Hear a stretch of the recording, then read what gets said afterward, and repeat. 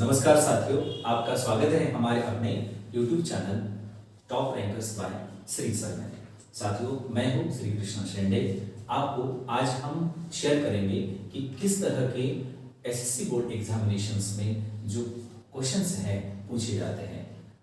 दोस्तों कि linear equation in two variable इस चैप्टर की बात करते हैं तो इसमें अक्सर वो क्वेश्चंस पूछे जाते हैं जहां पर जैसे आइडेंटिफिकेशन ऑफ लीनियर इक्वेशन हो गया, उसी तरह से इसी चैप्टर में कभी x प्लस वाई की वैल्यू फाइंड करने बोला जाता है, कभी x माइनस वाई की वैल्यू फाइंड करने बोला जाता है।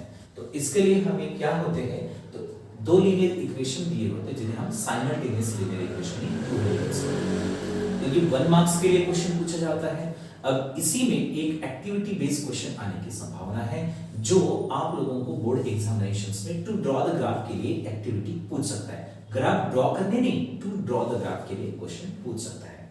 साथियों, इसी के साथ साथ क्वेश्चन 2b में भी इसका एक simultaneous linear equation in two variable solve करने आएगा। साथियों, उसी के साथ साथ आप यदि क्वेश्चन 3b में देखते हैं तो 3b में भी एक क्वेश्चन जो है वो क्रैमर्स रूल्स के ऊपर डिपेंडिंग हो सकता है।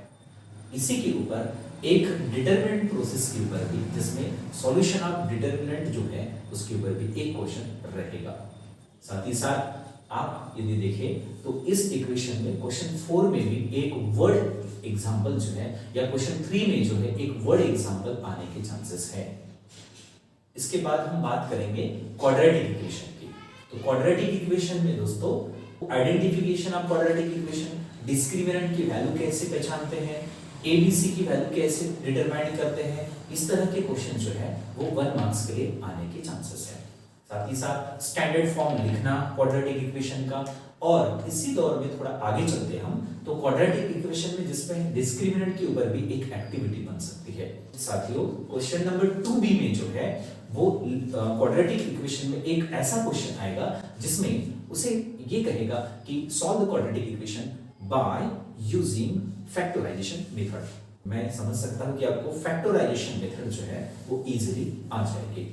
साथ ही साथ क्वेश्चन नंबर 3b में भी जो है क्वेश्चन एक या तो फॉर्मूला मेथड से या फिर कंप्लीटिंग स्क्वायर मेथड से एक क्वेश्चन सॉल्व करो, ऐसा क्वेश्चन होने की संभावना है, जिसमें ज्यादा जो फोकस जाता है एक फार्मूला मेथड से इक्वेशन आ सकता है जिसे आपको सॉल्व करना पड़ेगा। अब इसी में एक वर्ड प्रॉब्लम भी आने की पॉसिबिलिटी है, जो क्वेश्चन नंबर 4 में आपको एक वर्ड प्रॉब्लम जो है वो आने की पॉसिबिलिटी है। उसी तरह से क्वेश्चन नंबर 5 में यदि देखा जाए तो एक्सेप्शनली ये पूछा जाने की भी संभावना बनती है, लेकिन इसमें अक्सर कम क्वेश्चन आज तक पूछे गए हैं। उसके बाद हम बात करते हैं थर्ड चैप्टर एरिथमेटिक प्रोग्रेशन की बात करते हैं। तो साथियों, एरिथमेटिक प्रोग्रेशन में हमें कौन से क्वेश्चंस पूछे जाएंगे, अक्सर ऐसे क्वेश्चंस पूछे जाएंगे जिसमें पहला जो क्वेश्चन होगा वो हमें एमसीक्यू में पूछे जाने की संभावना है, जिसमें ए और डी गिवन हो, यानी फर्स्ट टर्म और कॉमन डिफरेंस गिवन हो। उसके बेसिस पर हमें कौन सा वाला नीचे में से, यानी which of the following is the AP, ये क्वेश्चन हो सकता है। साथ ही उसी के साथ साथ हमें क्वेश्चन जो फर्स्ट ए है उसमें एपी गिवन हो तो फर्स्ट टर्म या कॉमन डिफरेंस निकालने के लिए क्वेश्चन हो सकता है। उसी के साथ साथ साथियों कि क्वेश्चन यदि हम 2b की बात करें तो उसमें एक एपी का क्वेश्चन प्रोबेबल होने की संभावना है। उसमें क्या क्वेश्चन हो सकता है, तो एपी का ऐसा क्वेश्चन हो सकता है जिसमें अक्सर ये पूछा जा सकता है कि जैसे आपके पास कोई अरिथमेटिक प्रोग्रेशन दिया है तो उसके 10th टर्म फाइंड आउट करिए, या फिर एक क्वेश्चन तो एसएम के ऊपर या एक्टिविटी बेस जो एक्टिविटी में 2a में आने की प्रोबेबिलिटी बनती है। चैप्टर नंबर 4 की तरफ चलते हैं तो चैप्टर नंबर जो 4 है हमारे लिए बहुत इंपॉर्टेंट, बहुत मायना रखता है। फाइनेंशियल प्लानिंग के ऊपर एक एक्टिविटी बेस्ड क्वेश्चंस आने की बहुत प्रोबेबिलिटी है। साथ ही साथ फाइनेंशियल प्लानिंग में ऐसा भी क्वेश्चन हो सकता है जिसमें हम लोग अक्सर फोकस करें तो एसजीएसटी, सीजीएसटी, इस तरह का क्वेश्चंस पूछ सकता है। एसजीएसटी, सीजीएसटी के अलावा प्रीमियम फाइंड करने बोल सकता है। अब प्रीमियम कैसे फाइंड करते हैं, तो MV माइनस FV करके हम लोग प्रीमियम फाइंड कर सकते हैं, जो बहुत इजी है। कभी नंबर ऑफ शेयर्स फाइंड करने के लिए बोल सकता है, रॉर यानी रेट ऑफ रिटर्न फाइंड करने के लिए क्वेश्चंस आ सकते हैं। तो ये भी मोस्ट प्रोबेबल क्वेश्चंस में से होते हैं। जो भी क्वेश्चंस आप लोगों को शेयर किए जा रहे हैं, इस टाइप के क्वेश्चंस जरूर हमेशा करते रहिए। इसी चैप्टर में यदि हम बात करें तो ऐसा एक क्वेश्चन जो मोस्ट प्रोबेबल क्वेश्चन होता है, जिसमें एक शायद आपको लास्ट एक्सरसाइज में आपको क्वेश्चन नंबर 5 याद आ रहा होगा, जिसमें 200 शेयर्स थे और उन 200 शेयर्स को 100 ऐसे दो कैटेगरी में बेचा गया था। तो उसमें से मोस्ट उसको प्रॉफिट किस कैटेगरी वाले में हुआ, इस टाइप का भी क्वेश्चंस उसमें आने की संभावना है। साथियों, उसी तरह से हम आगे बढ़ते हैं और उसी में देखते हैं कि जो मोस्ट इंपॉर्टेंट क्वेश्चंस में, इसमें ऐसे भी क्वेश्चंस हो सकते हैं कि जहां पर आपको इनपुट आउटपुट टैक्सेस के ऊपर भी एक क्वेश्चंस आने की संभावना हो सकती है। यानी जितनी प्रोबेबिलिटीज मैं आपको बता रहा हूं उसमें आने की संभावना बन जाती है। आपको ये भी ध्यान रखना है कि जीएसटीएन में नंबर ऑफ डिजिट्स कितने होते हैं, जिसमें 10 डिजिट्स कितने होते हैं, ये सारी बातें आपको केयरफुली फोकस करनी है। तो हम अब बात करेंगे 5th chapter, that is probability. Probability में अक्सर कौन से क्वेश्चन पूछे जाते हैं, तो वो क्वेश्चन जिसमें n ऑफ s गिवन हो, n ऑफ a गिवन हो और हमें p ऑफ a निकालना हो सकता है। उसी के साथ साथ कोई एक रैंडम एक्सपेरिमेंट है, जैसे 1 coin toss experiment, 2 coins toss experiment या 3 coins toss experiment, 1 die thrown experiment या 1 card is drawn from the well shuffled pack of the 52 cards, ऐसा भी क्वेश्चन। साथ में इसमें मिक्सिंग ये हो सकती है कि 1 डाई एंड 1 कॉइन जो है उसे एक साथ जो हमें उसका सैंपल स्पेस निकालने बोल सकता है।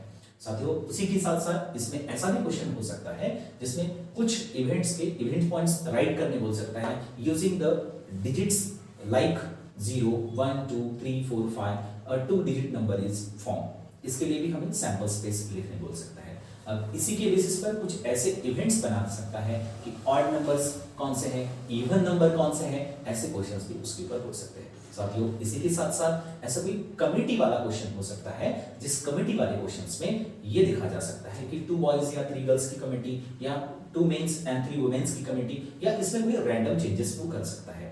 तो इस तरह के क्वेश्चंस जिसके प्रोबेबिलिटी भी फाइंड करने बोल सकता है। अक्सर वो जो नंबर वाले क्वेश्चंस बोली थी उसमें कुछ विदाउट रिपीटेशन और विद रिपीटेशन वाले भी क्वेश्चंस हो सकते हैं।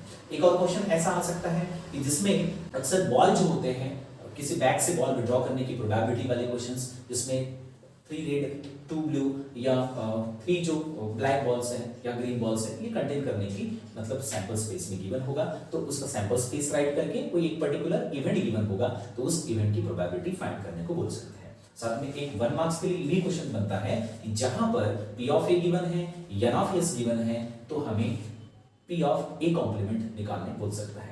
साथियों, इस चैप्टर में यही हमारी प्रोबेबिलिटीज है। ये क्वेश्चन जो जाता है 5 मार्क्स के क्वेश्चन में आने की प्रोबेबिलिटी है। ये जो एक लैक वाला क्वेश्चन था जिसमें एक टॉवेल गिरने की प्रोबेबिलिटी क्या थी, ये वाला क्वेश्चन शायद आपको याद आ रहा होगा, तो वो क्वेश्चंस अक्सर आप देख सकते हैं जो इंपॉर्टेंट कैटेगरी में आता है। साथियों, इसी के साथ साथ अब हम स्टैटिस्टिक 6th चैप्टर की बात करते हैं। तो स्टैटिस्टिक में अक्सर अभी तक जो क्वेश्चन पूछे गए हैं वो क्वेश्चन डायरेक्ट मेथड में, जिसमें summation of fi into xi या समेशन fi गिवन है, ये दोनों गिवन है, तो आपको डायरेक्ट मेथड से मीन निकालने का एक 1 मार्क्स के लिए क्वेश्चन बोल सकता है।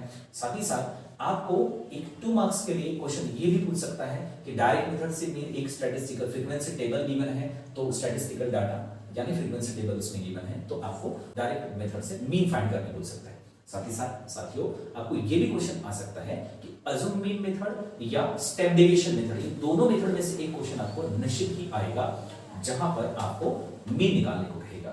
या फिर ऐसा भी एक क्वेश्चन हो सकता है कि मीन और मीडियन में से इन दोनों में से आएगा। पिछली बार देखा जाए तो मोड निकालने बोला है, अभी मीडियन के चांसेस उतने ही ज्यादा बढ़ जाते हैं। साथियों, उसके साथ साथ अभी हम लास्ट ईयर में एक और क्वेश्चन पूछा गया था जो फ्रीक्वेंसी, पॉलीगॉन और हिस्टोग्राम के ऊपर था। तो लास्ट 2 ईयर से फ्रीक्वेंसी, पॉलीगॉन के ऊपर क्वेश्चन तो पूछे गए, लेकिन हिस्टोग्राम के ऊपर क्वेश्चंस ऐसा नहीं आया है। तो हिस्टोग्राम के ऊपर एक क्वेश्चन जरूर, एक क्वेश्चन नंबर 3B में एक रहने की पॉसिबिलिटी है। साथियों, उसी के साथ साथ क्वेश्चन 3 में भी एक पाई डायग्राम का क्वेश्चन जो है वो आएगा, या फिर क्वेश्चन 4 में आएगा। अब वहां नहीं आएगा तो 3 मार्क्स के लिए क्वेश्चन 5th में पाई डायग्राम का एक क्वेश्चन रह सकता है। एक क्वेश्चन क्वाड्रेटिक इक्वेशन की पॉसिबिलिटी है या फिर लीनियर इक्वेशन की। एक क्वेश्चन दोनों में से होगा, एक फाइनेंशियल प्लानिंग या फिर स्टैटिस्टिक में से एक क्वेश्चन 3 मार्क्स के लिए क्वेश्चन नंबर 5 में रहेगा। जैसे इस टाइप के क्वेश्चन जो है वो रह सकते हैं। Thank you. अब ये जो वीडियो है ये आप अपने लिए आपने तो देखा ही है, अपने दोस्तों के साथ शेयर करें और उन्हें भी मौका दें कि इस वीडियो को देखकर अपना जो स्कोर है वो और बढ़ा सके। Thank you so much.